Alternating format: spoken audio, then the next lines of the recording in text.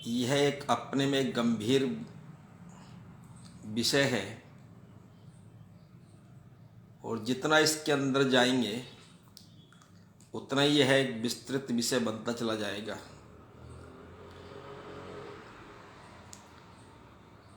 सामाजिक समरसता का संक्षेप में मैं थोड़ा विषय रखने का आपके मध्य प्रयास करूंगा। भारत विविधता का, अनेकता का, भाषाओं का, सांस्कृतिक संस्कृति का एक राष्ट्र है जिसमें विभिन्न प्रकार की भाषाएं बोली जाती हैं, विभिन्न विविधता है, फिर भी भारत एक राष्ट्र है। अगर हम सामाजिक समरसता के संदर्भ में किसी एक महापुरुष का चरित्र का वर्णन करते हैं, क्योंकि किसी भी देश का संचालन करने के लिए, किसी भी समाज का संचालन करने के लिए आवश्यकता पड़ा संस्कृतियों को जोड़ करके, सबको साथ लेकर के सम्मान युक्त पूर्वक आगे बढ़ सके। ऐसा भगवान श्री राम के जीवन दर्शन से हमें प्राप्त हो जाता है। जिस समय भगवान ने सृष्टि की रचना की, उसी समय भगवान ने यह विचार भी किया होगा इस सृष्टि का संचालन किस प्रकार से होगा। जैसे हम आध्यात्मिक दृष्टि से देखते हैं, हम अपने ही शरीर को देखते हैं, क्योंकि जिस समय सृष्टि का संचालन के लिए विचार ईश्वर के मन में आया होगा, उसी समय वर्ण व्यवस्था भी, काम का विभाजन भी भगवान ने किया होगा, या उस समय के जो महापुरुष होंगे उन्होंने किया होगा। उनकी योग्यता के आधार पर उनको अलग अलग प्रकार का काम मिला होगा। तभी हम कहते कि भारत के अंदर भारतीय संस्कृति के अनुसार वर्ण व्यवस्था थी। 4 वर्ण थे, वैश्य, ब्राह्मण, शूद्र, क्षत्रिय। अगर हम इसकी कल्पना अपने शरीर से भी करते हैं, अगर हम शरीर का संचालन भी ठीक से करते हैं, तो ब्राह्मण अपना मस्तिष्क हो गया, सोचने वाली शक्ति जो प्रदान करता है, जो इसकी रक्षा करता, तो अपने हाथों की जो अपनी भुजाएं हो गई हैं, जिसको हम वैश्य बोलते हैं। हम कोई भी चीज लेकर के आते तो एक जगह जमा होती, तो वह अपना पेट है। चल करके आएंगे, लेकर के आएंगे तो पैर हैं, शूद्र हैं। लेकिन फिर भी एक समरसता है। अगर सिर पैर में कांटा लगेगा तो दर्द मस्तिष्क में होगा, और मस्तिष्क में दर्द होगा तो कांटा निकालने के लिए हाथ आगे बढ़ेगा। उसको ऊर्जा प्राप्त करने के लिए पेट में जो सामग्री रखी है, उससे विभिन्न प्रकार की ऊर्जा स्रोत वहाँ से प्राप्त होता है, सारे शरीर के अंदर जाता है। वैसे ही समाज के अंदर ये 4 वर्ण व्यवस्था भी वैसे ही स्थापित थी, क्योंकि चोट सिर में लगे तो दर्द पैर को भी होगा, हाथ में लगेगी तब भी पूरे शरीर को होगा। अगर समाज का एक भाग में भी कहीं कमजोरी आती है तो वह संपूर्ण समाज के लिए क्षतिग्रस्त होता है। किसी भी समाज, किसी भी देश के किसी एक क्षेत्र में कोई घटना ऐसी घटती है तो वह देश का नुकसान होता है। या अपने शरीर को स्वस्थ रखने के लिए शरीर का प्रत्येक भाग स्वस्थ होता है, तो तब हम कहते हैं कि हम बिल्कुल स्वस्थ हैं। इसी प्रकार से समाज का वातावरण है। समाज का प्रत्येक, हिंदू समाज का प्रत्येक भाग, जिसको हमने तमाम जातियों के नाम से आप जानते हैं, सब सम्मान युक्त, सुरक्षित, समृद्धशाली होंगे, तभी ये देश, ये समाज शक्तिशाली बनेगा। और समाज शक्तिशाली होगा तो देश शक्तिशाली बनता है। तो सबसे पहले समरसता का भाव, अपने मन के अंदर समरसता होनी चाहिए, अपने शरीर के अंदर समरसता होनी चाहिए। जिस व्यक्ति के, जिस शरीर के, जिस व्यक्ति के मन के अंदर समरसता नहीं होती है, तो वह समरसता का भाव समाज के अंदर कैसे प्रकट कर सकता है। इसी प्रकार से हम देखते हैं तो ये सारा वातावरण समाज के अंदर चल रहा है। आज के परिप्रेक्ष्य में अगर हम देखते तो भगवान श्री राम का वनवास काल का खंड हम देखते हैं। जिस समय राज्याभिषेक होने वाला था, उस समय भगवान श्री राम जी को वनवास की घोषणा होती है, तो माता कैकेयी के वचन को भी पूर्ण किया और माता अपने मन के अंदर समरसता स्थापित की। माँ का सम्मान वैसा ही रखा जैसे माँ कौशल्या का सम्मान था। एक भी शब्द अपने मुख से उस दृष्टि से भगवान श्री राम ने नहीं निकाला और माता कैकेयी का जैसा सम्मान पहले करते थे वैसे ही किया और अपने पिता के वचन का पालन भी किया, वन गमन स्वीकार किया। अगर लक्ष्मण के मन में कुछ भाव आता माता कैकेयी के बारे में, तो वह लक्ष्मण को भी समझाते हैं।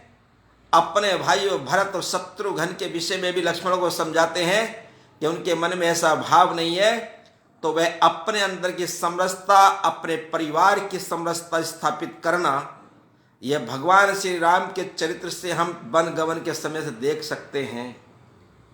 भगवान श्री राम ने अपने आप को समरस कैसे किया, फिर अपने परिवार को समरसता स्थापित की, फिर वन गमन जाते वन के अंदर देखते तो निषाद राज गुह के यहाँ ठहरते हैं, उनका आतिथ्य स्वीकार करते हैं। उनका आतिथ्य स्वीकार करके उनको भी समाज के साथ खड़ा करके प्रत्येक समाज के क्षेत्र में समरसता हो, प्रत्येक समाज का बंधु एक हो, ये भाव, इस भाव के साथ निषाद राज गुह के यहाँ ठहरते हैं, उनका आदर स्वीकार करते हैं। परंतु जितने निषाद राज आगे बढ़ रहे हैं, उतने ही भगवान राम भी उनकी तरफ बढ़ रहे हैं, उनको दोनों बढ़ करके गले लगाते हैं। आज के परिप्रेक्ष्य में हम देखते हैं, आज के समय में हम देखते हैं तो समरसता की जब बात करते तो दोनों हाथों को आगे आना पड़ेगा, तभी हम एक जगह मिला सकते हैं, समरसता मिला सकते हैं, समरसता हो सकती है। एक हाथ को आगे बढ़ाएंगे, एक पीछे हटेगा, समरसता समाज के अंदर नहीं होगी। तो दोनों तरफ का भाव वैसे ही प्रकट होना चाहिए।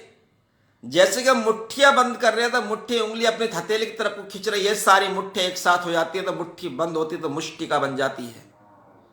ऐसी समाज का वातावरण भी इसी प्रकार का आज होना चाहिए। तो भगवान श्री राम ने निषाद राज गुह को लगाकर समाज की समरसता का संदेश दिया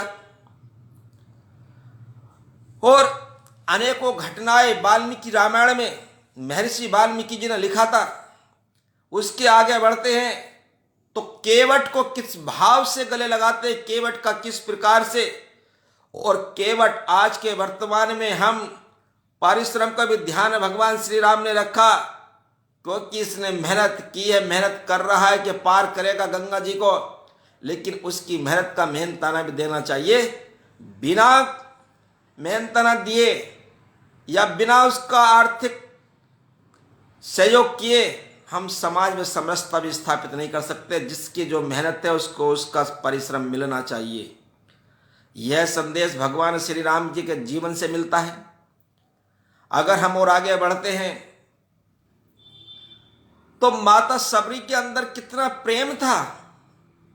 माता सबरी कह रही कि मेरे प्रभु श्री राम आएंगे, उनको झूठा बेर ना मिल जाए, उनको ऐसी झूठा बेर ना मिल जाए, मतलब झूठा अर्थात खट्टा बेर ना मिल जाए। इसलिए माँ सबरी भगवान राम के प्रेम में बेर चक चक करके मीठे मीठे बेर चिन करके रख रही है। भगवान राम उनके प्रेम को देखते हैं, उस प्रेम का सत्कार करते हुए बड़े आनंद के साथ प्रेम से बेर का ग्रहण करते हैं, बेर खाते हैं। तो भगवान श्री राम और सबरी माता के प्रेम का वर्णन कितना चरित्रार्थ है, उससे हम कितना समाज को संदेश दे सकते हैं। इस प्रकार का वातावरण भगवान श्री राम के जीवन के एक एक पग से कितना समाज में समरसता स्थापित की है। अगर हम देखते तो भगवान श्री राम ने 14 वर्ष के साथ वनवास काल के अंदर 12 वर्षों तक भगवान ने समाज के अंदर विभिन्न वनवासी गृहवासी अगड़े पिछड़े समाज को एकत्रित करके उनमें समरसता स्थापित करने का काम किया है। इसी कारण से आज भगवान राम दुनिया के अंदर एक मर्यादा पुरुषोत्तम के नाम से जाने जाते हैं। आज वनवासी लोगों के अंदर भगवान राम के परिवार का कितना बड़ा दृश्य देखने को मिलता, कितनी एकता मिलती है, उनका चरित्र का वर्णन वनवासी लोगों के अंदर कितने विस्तार से होता है। अगर हम एक दो घटनाएं और भगवान श्री राम के जीवन काल से देखते हैं, जटायु, जो गिद्धों के राजा जटायु, और वह गिद्धों के राजा जटायु भी भगवान श्री राम की पत्नी का अपहरण जब होता है तो वह उस माता सीता की रक्षा करने के लिए रावण से भिड़ जाते हैं। जटायु यह भी जानते हैं कि मैं इससे युद्ध में जीत नहीं सकता हूं, परंतु तब तक इनके सुरक्षा के लिए दूसरा व्यक्ति नहीं आएगा, तब तक मैं संघर्ष करता रहूंगा। उस माता सीता की रक्षार्थ करते करते जटायु ने अपने प्राणों को तब त्यागा जब भगवान श्री राम को उनके बारे में बता दिया। तो समाज में निषाद राज माता सबरी केवट और जटायु को भी गले लगा करके भी उनका अंतिम संस्कार किया। यह सामाजिक समरसता का प्रतीक था। हमारे समाज के अंदर कहाँ जातिवाद था, कहाँ छुआछूत थे, लेकिन वर्तमान में कुछ राजनीतिक लोगों के कारण से समाज के अंदर इतना विद्वेष भाव खड़ा हो गया है। इसलिए भगवान के चरित्र की चर्चा करते हुए, राम की चर्चा करते हुए समाज में पुनः सामाजिक समरसता स्थापित करने की आवश्यकता है। और फिर आगे बढ़ते हैं। वनवासी गिरिवासी रीछ भालो अनेक प्रकार के लोगों को, वनवासी गिरिवासी गुफाओं में रहने वाले लोगों को संगठन करके उनको भी गले लगा करके समाज में सामाजिक समरसता का कार्य भगवान ने जो दिखाया है, उस रास्ते पर भारतवर्ष चलता है। उस रास्ते में वर्तमान में भी चलने की आवश्यकता है। एक घटना और में भगवान शिव की हम पूजा करते हैं और भगवान शिव का अनेकों प्रकार से अनेकों नाम हैं, और भगवान शिव की पूजा करते तो भगवान शिव की पूजा करने से भगवान शिव के परिवार से हमें संदेश को समझा नहीं है। अगर हम भगवान शिव की चर्चा करेंगे तो भगवान शिव का परिवार कैसा था, माता सती की मां शक्ति की सवारी क्या है, वो शेर है, और भगवान शंकर के गले का हार क्या है, नाग है। भगवान शंकर का वाहन क्या है, वो बैल है, और गणेश जी का वाहन चूहा है। और इस प्रकार का सारा वातावरण हम भगवान शिव के परिवार को जोड़ कर देखते हैं तो कि सबका एक दूसरे से बैर है, लेकिन फिर भी वो भगवान शिव का परिवार है, संगठित है, शक्तिशाली है, फिर भी समरसता है। अगर हम भगवान शिव के उपासक हैं तो भगवान शिव के परिवार की तरह से अपने भी समाज के अंदर, अपने हिंदू समाज के अंदर वैसा ही समरसता का भाव स्थापित हम सबको करना पड़ेगा, और तभी हम भारत को शक्तिशाली बना सकते हैं, इस हिंदू समाज को शक्तिशाली बना सकते हैं। और इन सारे भावों को देखते हुए जिस समय अयोध्या में भगवान राम का राज तिलक हो जाता है, उस राज तिलक के समय सारे समाज के बंधु उस समय अयोध्या के अंदर राम के साथ आए थे। सबका अलग अलग स्थान था और सबको अलग अलग महत्वपूर्ण जिम्मेदारियां भी थी। जिस समय राज तिलक हो रहा था, राज तिलक के बाद सबको कुछ ना कुछ उपहार में दिया गया। तो फिर हनुमान जी का भी नंबर आता है। भगवान श्री राम जी ने कहा, जितने भी कार्य इस वनवास काल के कालखंड में जितना बड़ा त्याग, समर्पण, जितना काम आपने किया, हनुमान जी का वर्णन कर रहे हैं। उसका ऋण मैं पूरे जीवन भर नहीं उतार सकता हूं। इसलिए मेरा आपको यही आशीर्वाद है कि आप पे कभी कोई दुख ना हो, कोई संकट ना आए। तो हनुमान जी को ऐसा वरदान भगवान श्री राम के द्वारा मिलता है और हनुमान जी सदा दूसरों का दुख का हरण करने वाले आज समाज के अंदर स्थापित हैं। यह हनुमान जी की सेवा का भाव प्रतीक था। समाज की संरचना के लिए, समाज की रचना के लिए, समाज सुरक्षित कैसे रहे, उस समय भी यह व्यवस्था उस समय की होगी। तो आज जैसे वर्तमान में हम देखते हैं, आज भी व्यवस्था वही प्रकार की है, सरकारी व्यवस्था वही है। कोई राजा प्रधानमंत्री बनता है, कोई मुख्यमंत्री बनता है, लेकिन उसका संचालन कौन करता है? उसमें भी 4 प्रकार की कैटेगरी बनाई गई है। फर्स्ट क्लास का ऑफिसर, सेकंड क्लास का ऑफिसर, थर्ड क्लास का ऑफिसर और फोर्थ क्लास का ऑफिसर। इन चारों को मिलाकर के सारे समाज की रचना व्यवस्था, सारा तंत्र, शासन, प्रशासन सब चलता है। लेकिन यह किसी जाति के आधार पर नहीं होता है, यह उसकी योग्यता के आधार पर होता है। जो पढ़ने में होशियार होगा, जो एक पढ़ाई करके एग्जाम को पास करेगा, अच्छे नंबरों से आएगा, तो फर्स्ट क्लास का, उसमें कुछ कम होते हैं तो दूसरे दर्जे का अधिकारी बनता है, कोई तीसरे दर्जे, कोई फोर्थ क्लास का बनता है। यह समाज के सब प्रकार के सारे समाज के बंधु इसमें अलग अलग पोस्टों पर निर्धारित होते हैं। इसी प्रकार की रचना की व्यवस्था उस समय भी होगी। उस समय भी जो लड़ सकता था वो सेना में गया होगा, जो वित्त का काम कर सकता वो अन्य क्षेत्र में गया होगा, किसी ने कृषि का काम संभाला होगा, किसी ने पैरों की तरह चलने का, सेवा का काम संभाला होगा। इसका चरित्र का चित्रण हम अपने शरीर से करते हैं, तो यही समाज है, यही रचना है। मेरा अपना शरीर ही पूरा भारत है, मेरा अपना शरीर ही पूरा हिंदू समाज है, और पूरा मेरा अपना शरीर है सामाजिक समरसता का प्रतीक है। जिस तरह से मैं अपने शरीर की सफाई प्रत्येक अंग की करता हूं, प्रत्येक क्षेत्र की करता हूं, इसी प्रकार से समाज के अंदर प्रत्येक समाज के बंधु को, हिंदू समाज के बंधु को कंधे से कंधा मिलाकर के उसकी योग्यता बढ़ाने का, उसकी शिक्षा बढ़ाने का, उसका सहयोग करने का दायित्व हम सबका बनता है। यह समरसता है, तभी हिंदू समाज शक्तिशाली होगा।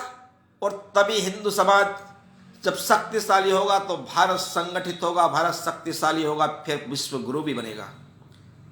लेकिन राजनीतिक लोग जातियों के आधार पर समाज को तोड़ते हैं, उनसे सावधान रहने की आवश्यकता है। हम जातियों में नहीं बटेंगे और ऐसे महापुरुषों का वर्णन, चरित्र का चर्चा हम विभिन्न क्षेत्रों में करते रहेंगे, विभिन्न समय पर करते रहेंगे। तो समाज में सामाजिक समरसता हम जब देखते हैं, हमारे समाज में जब जब कहीं ना कहीं कोई कमी आई है, समाज संगठित नहीं हुआ है, संगठित हुआ है, जाति के भेद पर, वर्ग के भेद पर, भाषा के भेद पर, तब तब हम कमजोर हुए हैं, तब हम पे अनेकों प्रकार के आक्रमण हुए, कुठाराघात हुए हैं। हमारी बहन बेटियों के साथ दुराचार, दुर्व्यवहार हुआ है और अनेकों लाखों बहनों को अस्मिता बचाने के लिए जोहर भी करना पड़ा। और जब हम संगठित हुए हैं तो किसी की हिम्मत भारतवर्ष पर आक्रमण करने की नहीं हुई है। भारत कमजोर नहीं हुआ है। और जब हमारे शरीर के किसी भी भाग में कोई रोग उत्पन्न हो जाता है, उसका ट्रीटमेंट कराने के लिए, इलाज कराने के लिए किसी अच्छे डॉक्टर्स के पास जाना पड़ता है। और जब वह ठीक हो जाता है तो पुनः हम पूरे शरीर से वैसा ही भाव का काम करने लगते हैं। अगर हम शरीर से चर्चा करते, मेरे पैर के अंदर चोट, घाव है, जब तक पूरा शरीर शांत नहीं होता तब तक वह घाव ठीक नहीं हो जाता है। नहीं तो चिंता बनी रहती है कि घाव में दर्द है, घाव कब ठीक होगा। तो पूरा शरीर जो है असंतुलित हो जाता है। घाव ठीक हो जाता, समरस हो जाता, पूरा शरीर फिर स्वस्थ हो जाता, फिर अपने काम में लग जाता है। आज उसी दृष्टि से भारत के अंदर कोई भी हिंदू समाज का वर्ग जाति भेद के आधार पर हम अलग अलग नहीं होंगे, हम एक होंगे। अगड़ा पिछड़े का भाव नहीं होगा। हम इन्हीं बड़ व्यवस्था के आधार पर प्रत्येक समाज के बंधु को बराबर में खड़ा करके उसकी आर्थिक चिंता भी करेंगे, उसके शिक्षा की चिंता भी करेंगे, उसको हर प्रकार से बराबर ला करके खड़ा करने का हम सबका प्रयास रहेगा। तो हिंदू समाज की मुट्ठी बंद होगी। आज वर्तमान में हम देखते हैं हिंदू समाज के ऊपर अनेकों प्रकार के कुठाराघात हो रहे हैं। ऐसे महापुरुषों के बारे में गलत गलत अवधारणा समाज के अंदर फैला करके समाज के अंदर हिंदू समाज का बड़ी मात्रा में धर्मांतरण कराया जा रहा है। बड़ी मात्रा में हिंदू समाज को जाति के भेद के आधार पर तोड़ा जा रहा है, अगड़े पिछड़े के नाम पर तोड़ा जा रहा है। लाखों बहनों की अस्मिता के साथ खिलवाड़ हो जाता है। इसलिए कोई भी ऐसी घटना हिंदू समाज के साथ ना हो, इसलिए पुनः हिंदू समाज का समरसता स्थापित करने के लिए हम सबको संगठित होना पड़ेगा। अंतर्राष्ट्रीय हिंदू परिषद, राष्ट्रीय बजरंग दल, राष्ट्रीय महिला परिषद ओजस्विनी, अंतर्राष्ट्रीय हिंदू परिषद के ऐसे तमाम संगठन इस काम में लगे हुए समाज को समरसता के भाव पर एकत्रित करके लेकर के आएंगे। किसी भी हिंदू समाज के ऊपर कोई कुठाराघात नहीं होगा, कोई भी हिंदू समाज का बंधु भूखा नहीं रहेगा, कोई भी हिंदू समाज का बंधु बिना स्वास्थ्य चिकित्सा के अपना शरीर को नहीं त्यागेगा, उस सबकी चिकित्सा होगी। कोई भी हिंदू समाज का व्यक्ति अशिक्षित नहीं रहेगा, उसको शिक्षा दिलाने का काम भी अंतर्राष्ट्रीय हिंदू परिषद करेगा। और भूखा न रहे उसके लिए एक मुट्ठी अनाज के नाम से अंतर्राष्ट्रीय हिंदू परिषद समाज के विभिन्न क्षेत्रों के अंदर जाकर के उनको भी बराबर में ला करके खड़ा करने का काम करेगा। यह काम अंतर्राष्ट्रीय हिंदू परिषद कर रहा है। अंतर्राष्ट्रीय हिंदू परिषद के देश भर के अंदर लाखों कार्यकर्ता दिन रात इस कार्य में लगे हुए हैं। तो अंतर्राष्ट्रीय हिंदू परिषद समाज के सामाजिक समरसता का भाव लेकर के समाज के अंदर दिन रात मेहनत कर रहे हैं। अंतर्राष्ट्रीय हिंदू परिषद का उद्देश्य है हिंदू समाज स्वाभिमान युक्त हो, हिंदू समाज समृद्धशाली हो और हिंदू समाज संगठित शक्तिशाली हो, सम्मानित हो, सुरक्षित हो और समृद्ध हो। अंतर्राष्ट्रीय हिंदू परिषद का जन्म से ही यही लक्ष्य है। इसी के लिए लाखों कार्यकर्ता दिन रात लग करके इसमें काम कर रहे हैं। तो भगवान श्री राम के पश्चिनों पर चलते हुए भगवान शिव के परिवार को आदर्श मान करके हम सब वर्ग भेद वर्ण भाषा प्रांत इन सब से ऊपर उठ करके राष्ट्र समाज के काम में लगेंगे और हम समाज को शक्तिशाली बनाएंगे। समरसता समाज के अंदर स्थापित होगी। इस भाव को लेकर के अंतर्राष्ट्रीय हिंदू परिषद आगे बढ़ रहा है। आज के सामाजिक समरसता के संदर्भ में इतनी ही वार्ता करके मैं अपनी वाणी को पूर्ण तक तरफ लेकर चलता हूं।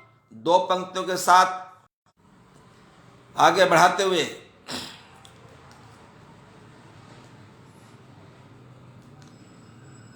भगवान श्री राम का एक चिराता है, क्योंकि हम देखते हैं समरसता स्थापित करनी है, समाज को संगठित शक्तिशाली बनाना है।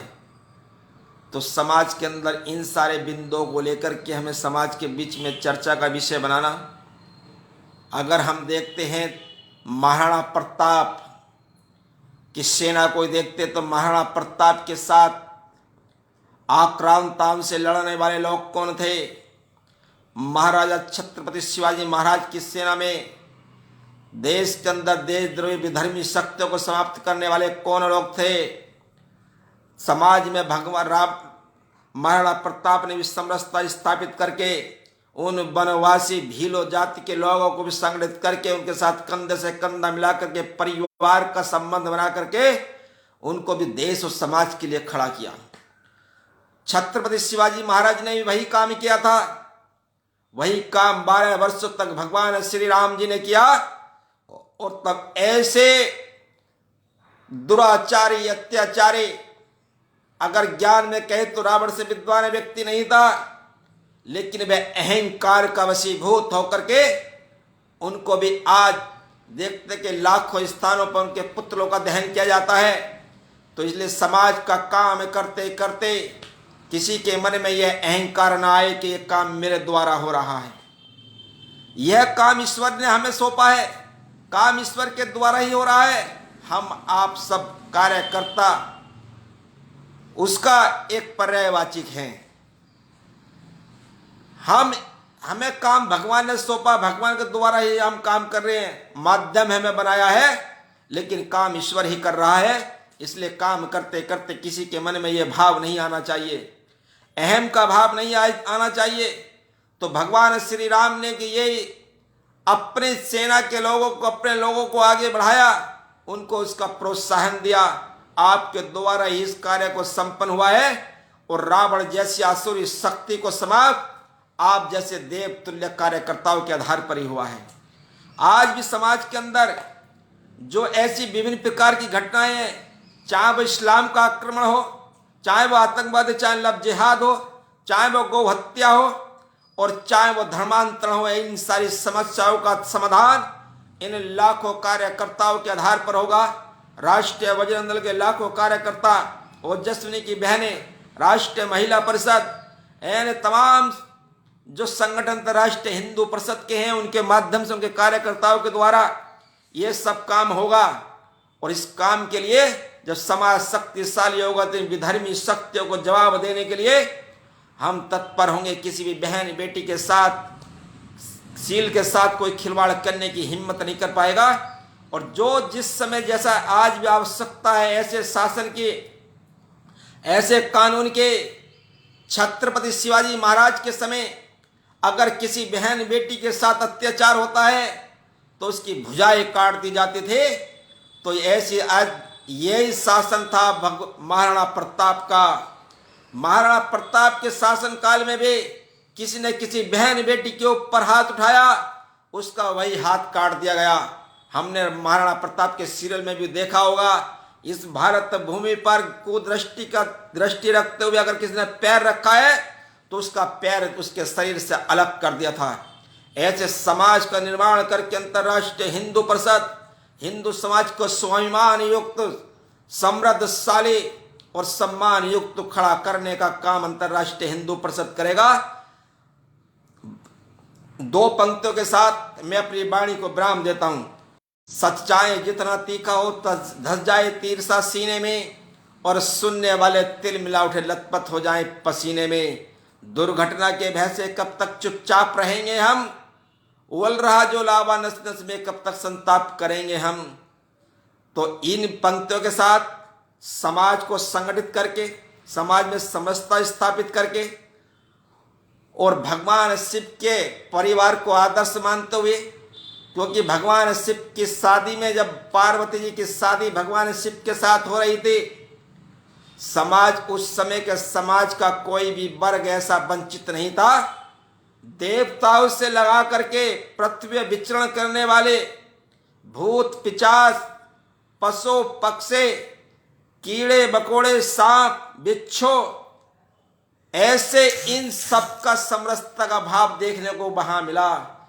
तो हमें हिंदू समाज का काम करते करते ऐसा नायक बनना पड़ेगा भगवान शिव की तरह से, और अपने प्रत्येक कार्यकर्ता भगवान शिव बन करके शिव विष भी पिएंगे, लेकिन अपने समाज को संगठित करके आदि शक्ति मां दुर्गा स्वरूप आदि शक्ति का स्मरण करते हुए ऐसे अत्याचारी दुराचारियों को, महिषासुर जैसे राक्षसों का समाप्त करने का काम भी करेंगे। इसी वाणी के साथ मैं अपनी वाणी को विराम देता हूं। सभी को एक बार पुनः जय श्री राम। भारत माता की जय।